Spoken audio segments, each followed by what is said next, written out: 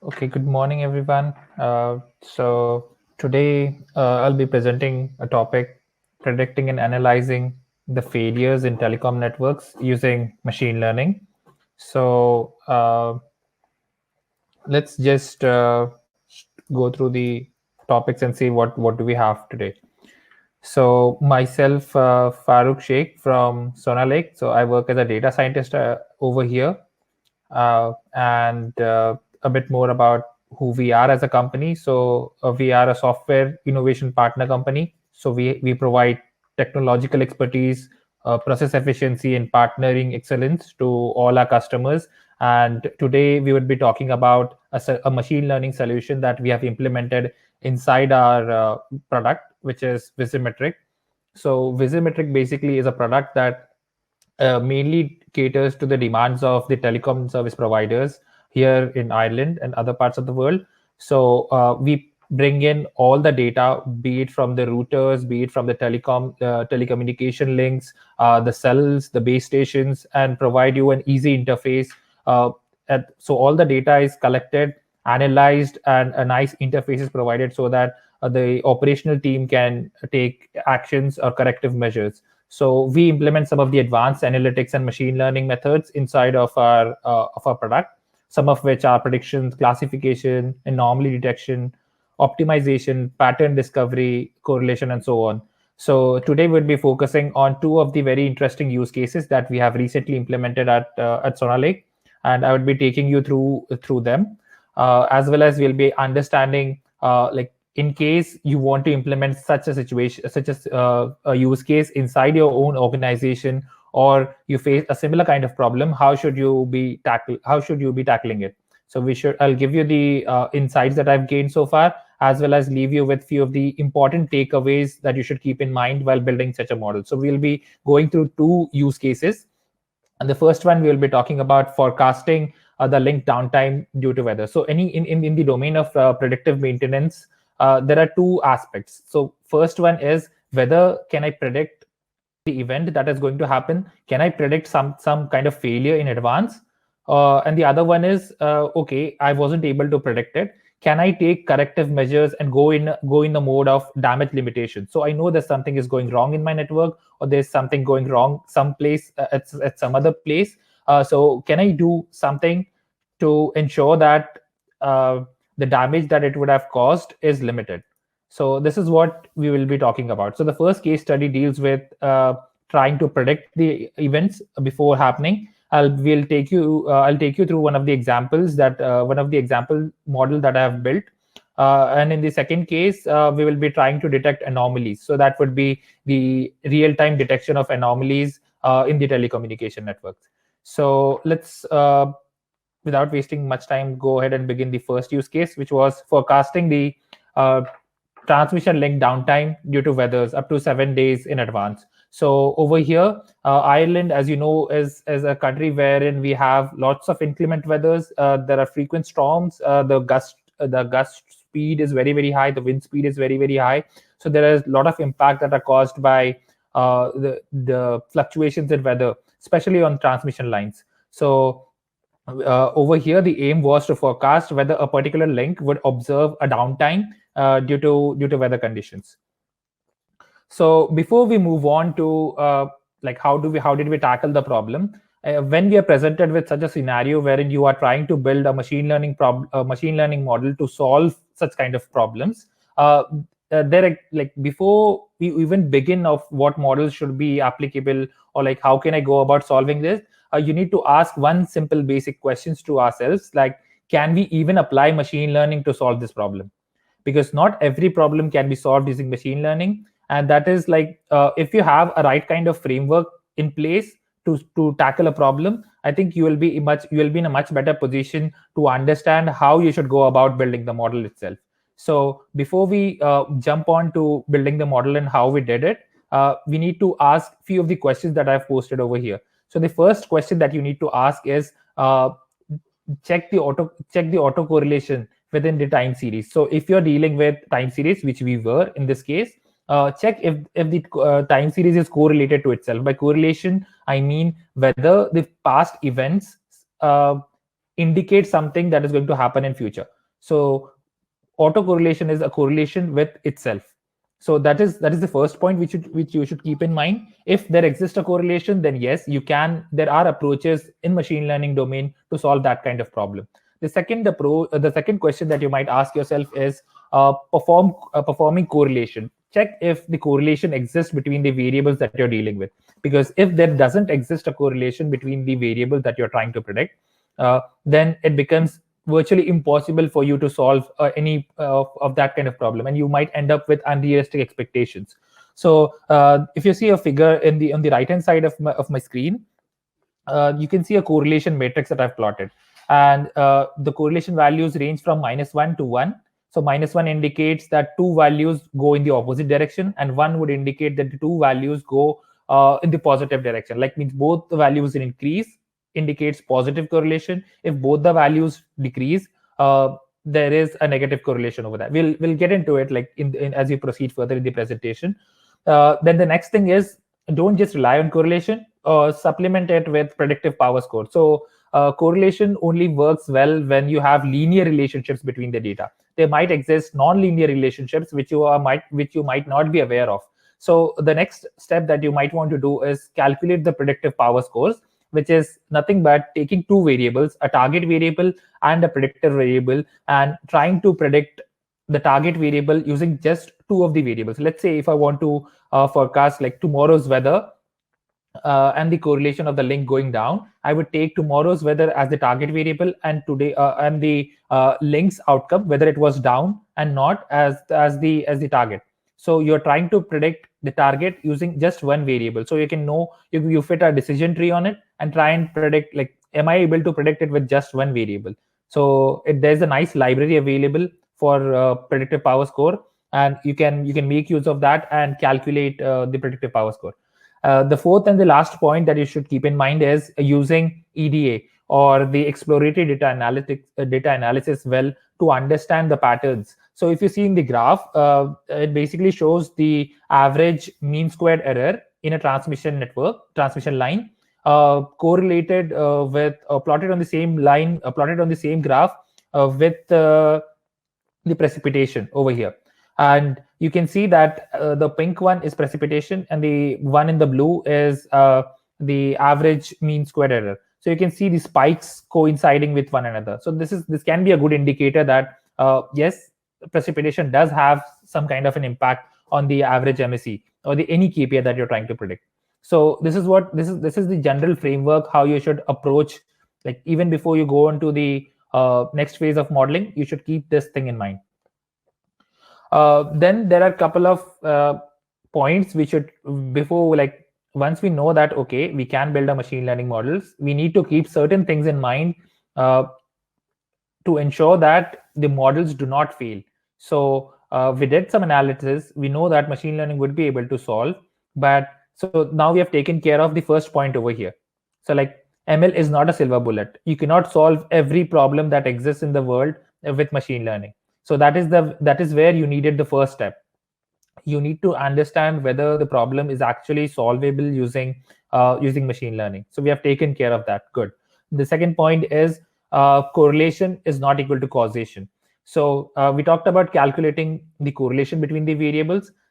But an important caveat over here is that correlation does not mean causation. So there can be spurious correlations present in your data set as well.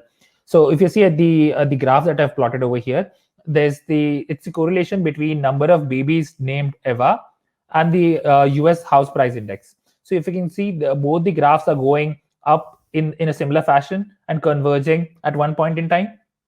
So if you just calculate the correlation score of that, you would get a very strong correlation or a value on or towards 1. So which would indicate that babies named Eva have something to do with house price index. But we know for a fact that this is simply not true. There shouldn't be a causation between both of them. So babies named Eva should not impact the housing price index. But if you just look at correlation, they do have a correlation. The other thing which you can keep in, which we should keep in mind is, before you're trying to build a model, for any machine learning model, you'll need historical data. and historical data you would be obtaining from your systems would go back few years, maybe few months. So you don't know whether the data has changed since you extracted the weather data. So it might happen that pre-pandemic and post-pandemic, the data has completely changed. The trends, the seasonal cycles, everything is completely different, and you're working with a training data set that is actually obsolete. So the distribution in the training data set might not be the same as the one that is there on the production right now, and you might build a model that is perfectly well, it is perfect at capturing the trends, perfect at predicting something based on the historical data, but when you put it on production, it actually fails miserably because you didn't have that, you didn't check the distributions of the training data set right at the beginning to ensure that you are up to date on the distributions that is being followed at the production right now. And the fourth and the final point over here is post-production monitoring. So fourth reason why machine learning models could fail is the process of machine learning is quite different as when compared to software development. So after software development, you don't need to keep you don't need to keep on monitoring the software. You just need to keep a track if there's a bug reported from the user.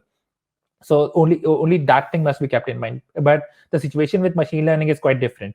You must ensure that the accuracy, the distributions of the data, and everything that you had built the model originally for stay true.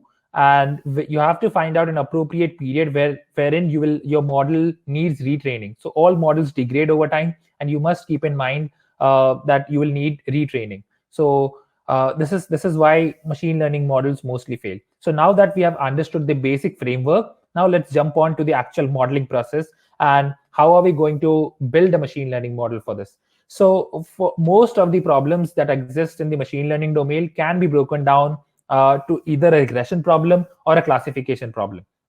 So like this is the simplest, two of the most simplest version of the problem that exists. So you need to ask yourself few of the questions before when you're trying to decide what kind of models are you trying to build over here, whether you're trying to solve it using a regression approach or a classification approach, or are you trying to model a regression problem as a classification problem, which we have seen, and we'll see how we did that. But you need to ask yourself certain questions over here. So the first question that you need to ask is, do you need precise values or the prediction range? If you need precise values, then you have to go in for regression. But if it's a range that you're trying to predict, if it's a threshold breaches that you're trying to predict, then classification might be a better option. The next question that you can ask is, does the sequence have correlation or partial autocorrelation? If the correlation or partial autocorrelation is present in the data set, then yes, we can use regression. We can mold it as a regression problem and go on with that strategy. We need to check if the data has seasonality. If you're trying to model something that doesn't have seasonality in it, any of the time series forecasting models would need much more efforts, or like it would become much more difficult trying to model it as a regression problem rather than a classification problem, wherein you can add more in variables, add more features, and take care of predicting that particular class label. So, and the other thing that you should also keep in mind over here and ask yourself is, do we know from the business domain, do we know the threshold? Do we know some kind of threshold that is going to like for a particular value? Is there does there exist some kind of threshold based on which you can categorize the problem into classification? Because if the threshold exists, then actually the regression problem can be turned into a classification problem, and then we can use advanced models like XGBoost, like gradient boosting to solve that problem. So this is what we did. In our use case, we were trying to predict something which was just a threshold breaches, and in our domain, it was -65. So any link becomes virtually unusable or useless once the RSL value, we'll look at what RSL is. But if the value crosses the threshold of -65, it becomes useless. So what you can do in this case is, you have the timestamps, you have the values.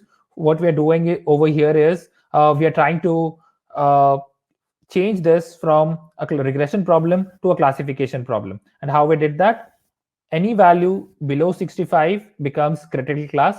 Any value above 65 becomes normal class. So we assigned class labels to the values. So essentially, it was a continuous values. Now we have bucketed those values into either a normal class or a critical class. That's how you turn a regression problem into a classification. Now, understanding the problem more in detail. So what is RSL and what are we trying to achieve out of this? So what we are trying to do is we are trying to predict the downtime in transmission links in 7 days in advance. So it's a forecasting problem, as I mentioned above. So RSL values are nothing but they're just an indicator of how well the receiving end can hear the signals from the transmitting end. So in telecommunications, there's always a transmitter and a receiver. At the receiving end, you need the strength of the signal to be at least certain decibels to be able to correctly interpret what the transmitter is trying to transmit. So the closer the value is to the zero, the stronger the signal will be. And the far it is from zero, or the more negative the signal becomes, the lesser is the strength in it, and the more problem the receiver would have in trying to identify it. So this RSL value gets impacted by various features such as weather. It can be vegetation, obstructions, aircraft flying around. So all these factors have an effect on this on the RSL. So every transmission link would have a KPI, which is RSL, which we are monitoring 24/7, and we receive the data at every 5-minute interval. So our job is to predict in advance whether a particular link is going to go down based on the weather forecast that is available for a given area. So how do we go about this now? So we only have one variable, as I mentioned, only one variable, which is just the RSL value at the end. How do we model it? So you need to understand that for any machine learning model, you need features. So your model is only as good as the features that you're giving in. So if you give in the garbage, you will get garbage out of it. So the basic idea is to spend more time on feature engineering. I have listed some of the features which we have extracted. Again, this is not an exhaustive list, but just an indicator of how you can extract more features. So the technique that we're following over here is, you can see in the dataset analysis part, there exists 3 time series. In pre-processing phase, what you do is you divide them into windows. So in the diagram, you have divided the entire time series into 6 windows. And windows can be of any length. Let's say 3 days window, 2 days window, or a 7 days window. So previous 3 days, you take the time steps in that particular window, and you calculate rolling features on it. It can be temporal features that you're trying to calculate, statistical feature, or spectral features that you're trying to calculate. So the mean, standard deviations all fall under statistical features. Then there might be you might be able to find out like how many peaks were there, how many lows were there. So those will fall under the spectral features. Temporal, as in what's the skewness of the data. You can calculate the kurtosis. You can calculate all these kinds of features within that particular window. So essentially, you're doing feature extraction over here, and that is what we did. So after we extracted the features, the output looks like for every window you have 3 features, for example. So that is how you turn a classification problem, regression problem, into a classification. Then you extract more features. By extracting features, you're giving model more number of inputs to learn the behavior of the link from. So that is what we're trying to do over here. And how does it look like? So you can see over here, the first column is the time step, which basically indicates windows. So we have 1, 2, 3, and 4 windows over here. The first window spans from 18th of November till 20th of November. And within that window, we are collecting daily data. So there will be daily values available over there. We calculate features from it. So we calculate mean, standard deviation, minimum value, kurtosis. So these 4 features are extracted from it. This is just an example, remember. And you have class labels. So for the 21st day, we're trying to predict 7 days in advance, but for the sake of simplicity, I'll just be explaining you of the 3 days so that we can understand it in complete depth. So we have class day 1, class day 2, and class day 3, which is like we'll be predicting it from on the 20th for the next 3 days, 21st, 22nd, and 23rd. So those are your class labels. And all you're going to do is you're going to take these features and model it as a classification problem. Secondly, the next we move on to the modeling phase of the process. How do we model the data? So you model the data, like imagine you're at timestamp T0 right now. So at T0, the T can be anything. In our case, it was daily, it can be hourly, it can be every 5 minutes, and so on. Over here, you take the values from previous 3 time steps. So which is t-1, t-2, and t-3. So previous 3 days, you take the RSL value, you calculate the rolling features. So the window becomes 3. Then you combine those features with the forecasted weather features that for the particular day that we're predicting it. So t plus day. Today is t0. We are predicting tomorrow's feature. Tomorrow's whether the link will go down tomorrow or not. So combine tomorrow's weather with the historical features, and you get class label 1, which is whether the link is going to go down tomorrow. Similarly for the next day, and similarly for the next day. So we had 7 different models, each model predicting the values for 7 days. Then this is how the training data would look like. So the ones marked in red star before the features indicate that those are forecasted weather conditions. Again, you can see the windows, you can see the features, and now you have the input that would be going into model number 1. So it's a plain classification problem, 6 features, 1 class label to predict. Easy enough for the model to learn. Similarly for day 2, we have values. This time around, the day 2. So we are trying to predict for 22nd, 25th, 28th, and 1st. So day 2 becomes on 20th, we'll be predicting, the model 2 will predict for 22nd. On 23rd, the model will predict for 25, 26th for 28, and on 29th for the 1st. So similarly for day 3. So each day we are training a different model. So every day would be taken care by different models, and we'll have 7 different models to take care for the 7 different days. And the results with this approach, the worst performing model was the model number 7, which was on the last day. So, and that is kind of expected because as you move ahead in time, you're not able to the features are not strong enough. You're trying to predict the time horizon is very large, so the performance gradually deteriorates, and that is what you're able to see. So even our worst performing model gave us a precision on the critical class, which is 1, and a normal class is 0. On the critical class, we got 77% precision and 55% recall for model number 7. And this was even better on model numbers 1, 2, and 3. We got around about 90% precision and 75% recall on days 1 and 2. So we were able to successfully model it and predict the RSL values of day number 7 with that high degree of accuracy. And then what were the challenges that we faced in this process? So we had a large data set consisting of 15 million records. So we have to factor in the training time as well. Then other problem that we had was class imbalance. So the critical to normal ratio was 2000 is to 80,000. So 80,000 critical normal values and only 2,000 normal values. So you cannot apply advanced algorithms like synthetic minority oversampling. You cannot apply any other oversampling techniques, because then you're essentially increasing the increasing the number of records that you have. So it becomes even more tougher when you're trying to tackle a problem like this. So what I recommend is using simpler models that allow you to alter the class weights. You go in for precision recall curves because accuracy is not a correct metric. You'll get very high accuracy if you rely only on accuracy alone, but the actual outcome will not be satisfying the business outcomes. Then you can use the thresholds. By default, every model has 51% as the deciding criteria for one class. You can alter that as well. The other challenges were balancing precision recall. No model gives you 100% recall and 100% precision. So you have to strike a balance between both of them. And what most data scientists do is balance the F1 score, which is harmonic mean of both of them. But that is not such a great idea, because for any use case, precision and recall cannot be equally important. So, and the other problem was dealing with the unpredictable forecast. So as we moved ahead in time, the forecast became more and more unreliable. So we had to increase our reliance on the extracted features and try and compensate for the weaker forecast that we had. So this is how you would ideally tackle a problem like this.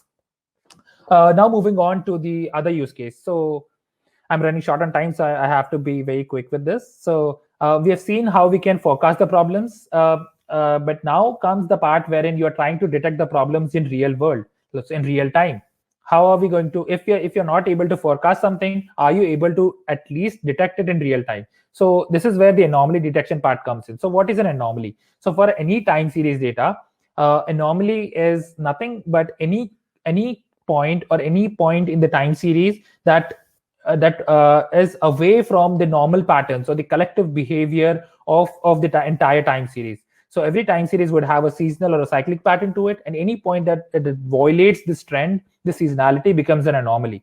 So anomaly detection is a new approach, and especially in case of operational telecommunications, because it allows the telecom operators to create a more robust network, wherein they are understanding the system much better, and they are trying to attempt, or like trying to solve the problems as they occur in real time, without having the issues with the quality of service. So before moving an anomaly detection model, again, you need to ask yourself few of the questions, which is, do I have a labeled data set? If you have a labeled data set, then essentially you can build a classification model like we saw earlier. If you don't have a labeled data set, then it becomes a difficult problem to tackle. But even for that, there exists approaches which we are going to see. So do I have enough data? Because anomalies are quite statistically rare. It's a rare event that you're trying to solve. Do you have enough data to enough examples of anomalies?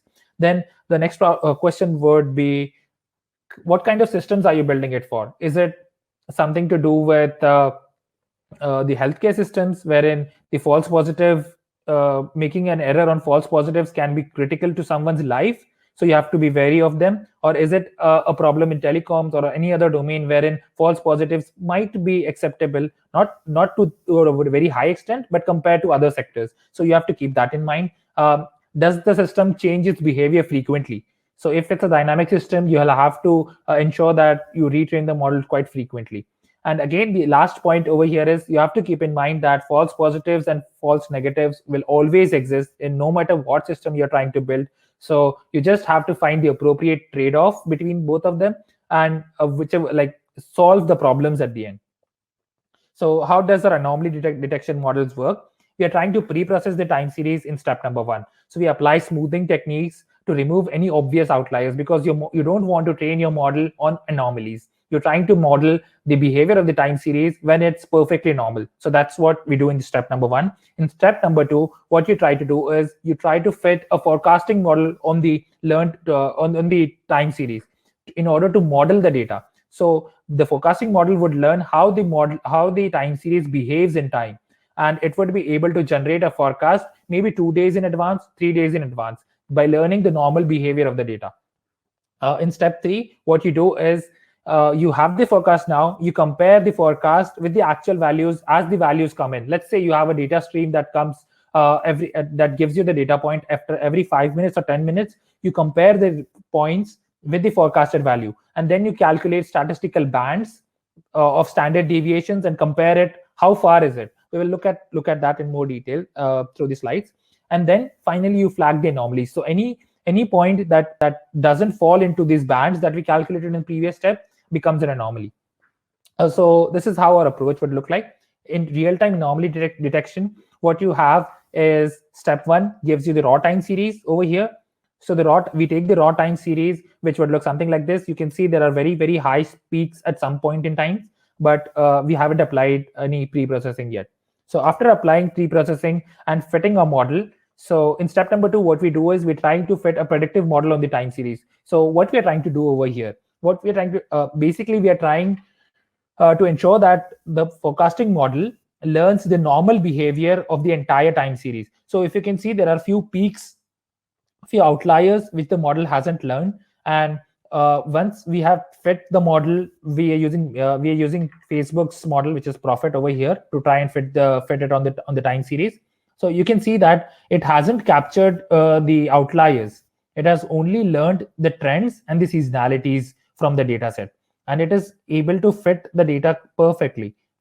So this is what happens when you pre-process the data and feed it to one predictive model. It learns the behavior. Now, how do we know that the model has learned what we wanted the model to learn? And the answer to that is the next step.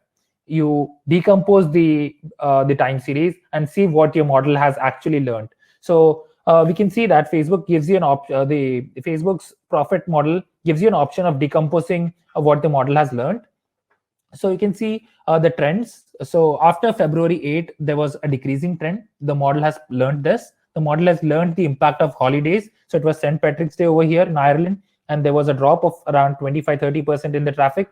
So it has learned that as well over here, and it has, so it captured the how the models would, how the time series behaves on holidays as well. Then it captured monthly seasonality, daily seasonality, and weekly seasonality. So this is what we wanted the model to learn. We want the model to know how the normal values would be on weekdays, on weekends, across on weekdays across all 24 hours, on weekends across all 24 hours. So this is what we wanted it to learn, and it has perfectly learned that for us. Now, how do we actually classify an anomaly now? So what we're trying to do, as I mentioned, is we are trying to rely on basic statistics. So I've just added a code snippet over here, and you can see that what we're trying to do is we take the entire data frame as well as the window. So window is number of hours. So the smaller number of window you're looking at, the smaller time window you're looking at, the more importance you give to contextual anomalies within that small window. So if you're trying to find out whether the point is anomalous with respect to the entire day, you pass in 24. So that means it takes 24 hours and calculates whether the point was anomalous based on the behavior in the 24 hours. So that's what you do. So you calculate error, which is the actual value that you're receiving from the data stream and the predicted value. So that becomes your error. You calculate percentage change, which is actual minus predicted divided by actual into 100. Then you calculate mean.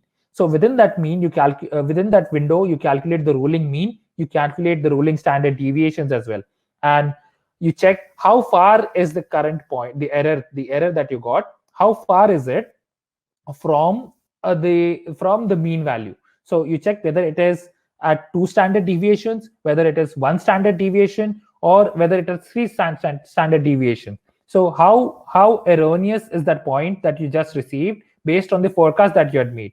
And using this gives you an approach wherein you can categorize the anomalies as well, whether they are an extremely critical anomaly which went way off target, the points that were predicted to be closer to something, but it went way off target and it gives you something different value right now, which is which you haven't seen before. So that becomes level 3 or 3 standard deviations away from the mean. So this is how you go about doing, like, identifying and classifying anomalies. So when we look at the graph for this, it gives you a much better picture. So on the above graph, you can see that we have created bands, and I've just created a zoomed in picture of it at the bottom. So you can see the ones, the area marked in gray is something that is acceptable.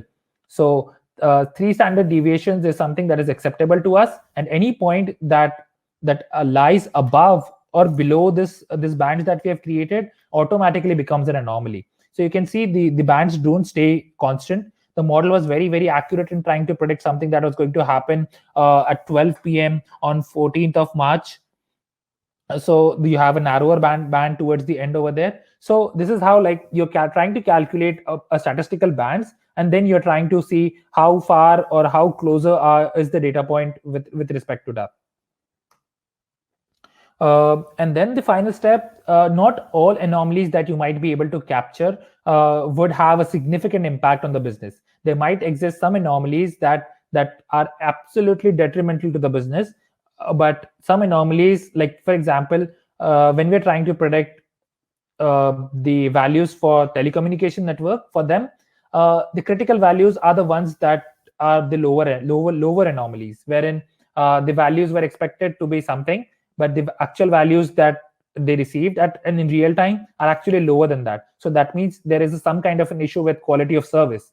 So though the values, the ones that are critical are the ones which were on the negative 3 standard deviations away or more. So that is how you need to consider the business as well, business needs as well, in trying to find out what the anomalies are. So these were the 2 use cases that we tried to cover within the short span of time that we had. Now the key takeaways from the entire presentation. So first, understand the business problem. So every data scientist must understand what the business problem they're dealing with. After all, what machine learning basically aims for is problem solving. And your model might be 70% accurate, but it might help increase the revenue. Your model might be 60% accurate, and it might be able to avoid quality of service issues in your network. So the accuracy is just a number. What you should aim for is, are you able to solve the business problems using machine learning? So that's the central idea. You need to tailor the solutions according to the demands of the businesses, because they are at the forefront. They are the ones that are going to use your product. So always keep the business demands at the forefront while trying to design anything. Then spend more time on analyzing the data that you already have. Do some exploratory data analysis, which is EDA, and try and extract as many features as possible. There's a forecasting competition that is held yearly. And to give you a fun fact, in past 4 years, all the best performing forecasting model has always relied on advanced feature engineering techniques. So you cannot build a model that relies only on the historical value. You need to have some kind of features that complement the historical values. So feature extraction becomes very, very important. You need to inspect the data quality, because you feed a garbage to the model, and at the end, what you get is a garbage. You need to diversify the features. You need to take a step back and think, okay, so if I'm trying to solve this particular problem, what are the factors that might affect the business? What factors might affect the RSL? Can I do something like I mentioned that for the RSL thing, even the vegetation had an impact. So can I take a step back and think, okay, so during the months of fall, there are more vegetation, there are more leaves falling of the trees. So can I model something like, can I give the model some kind of an input, like based on the weather season, based on the months that we are in, that the model might be able to predict something like, okay, so the RSL values are low when trees are all green and lush, and when there is a lot of disturbance, or when there are trees falling, you observe a more gradual drop in RSL. So this is how you try and take a step back and think, like, what other factors can affect the business. So, and avoid the common pitfalls. Like right at the beginning of the presentation, I talked about why machine learning models might fail. So keep that at the back of your mind while trying to model anything. Then the modeling strategy: explore different approaches. Explore, like, can I solve it using regression? Is there a smart technique that I can use to solve it? Does there exist some kind of a technique using which I can model regression as classification? Or can I take advantage of other one class classification as well? Can I do something else? Like, what other approaches can I explore? Just don't rely on one tried and tested approach for solving the models. The next point is, always select simpler models. Always go in for models that are simpler and easier to interpret, because once you put the models on production, remember, you're going to monitor it, and the only way to monitor a model is to analyze what output it is producing at various stages in time. So always go in for simpler models and have a baseline model in place. Always compare, always build. Don't go in for a model that is overly complex right at the beginning. Always select a simpler model, and then gradually try to beat your own forecast, beat your own model in terms of the evaluation metric that you're trying to set. So in our case, it might be a simple logistic regression that we might be using. Now, can we improve the results using any other modeling technique? So a logistic regression becomes the baseline model. So that is how you gradually go on increasing the performance of the model. The next step is when you move on to actual model building now. So you might, in majority of the use cases, you might end up with class imbalance, wherein one class has more number of samples compared to the other, be it fraud detection, be it the use case that we're trying to model with RSL values. So you will always end up having one class wherein one class dominates.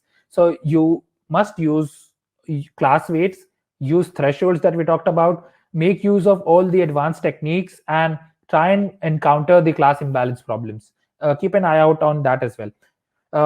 And remember not to rely on accuracy alone. Anomaly detections. For the anomaly detector use case that we saw, can I go in for the forecasting approach that I talked about? But there also exists a model that can actually recreate the time sequences, which is like using autoencoders. You can find out whether the model is able you train the model on the normal time series, and then you ask the model to recreate the time series for you. So can the model solve it using that approach? So always go one for an alternatives. Like always have two or three approaches in mind when you're trying to solve any problem. Keep a time on inference.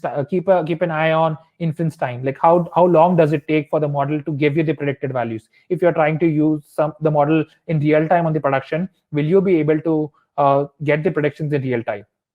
Keep an eye out on the retraining time taken for the model. So how often or how long does it take for the model to retrain? So keep all of these points in mind while you're trying to decide the strategy that you're going to use in the modeling phase. uh, and always give some kind of tunable parameters to the end users. I'm not asking you to give like the entire control to the end users, because they are mostly unaware of the maths and the statistics and the machine learning that goes behind the scenes. But there must exist a simple interface using which they can tune the models just a tiny little bit, to so that they can feel in control of what they are doing. So this is where like having a parameters of you can give in like window that I talked about. You can allow the users to change that window. So this will give more control to the end users. Then for the model evaluation, accuracy can be misleading. I already talked about that. Using precision and recall curves is a better idea. You can also make use of classification report. In the results that I showed you, I made use of classification report and not of the accuracy. So the default threshold, I also talked about this. The default threshold by default is 51%. So model anything that the model feels has the probability of 51% would be categorized into that particular class. You can change that to 70%. You can change that to 30%. So alter the thresholds. Uh, then you must give more importance to the features that you're trying to extract. And how do you know which features are important to us and which features the model has learned most things from? Is by plotting the feature importance graph. And then the final phase is when what you try to do is you try and collect the feedbacks from the businesses. You try and split the data into train, test, and validation split, and see how it performs. You keep the end user in mind in the loop of the designing phase.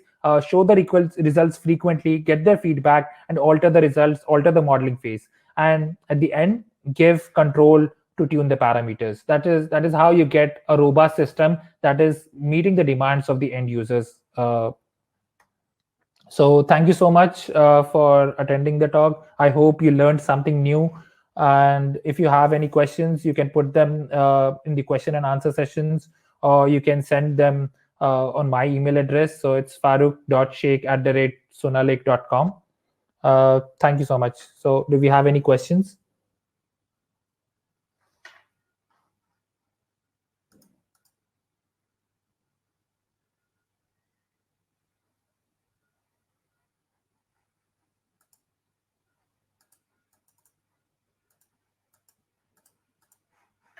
I'll just put down my email address in the chat window, so that in case you all have any questions, you can send it to me on my email, and I'd be very happy to answer them for you.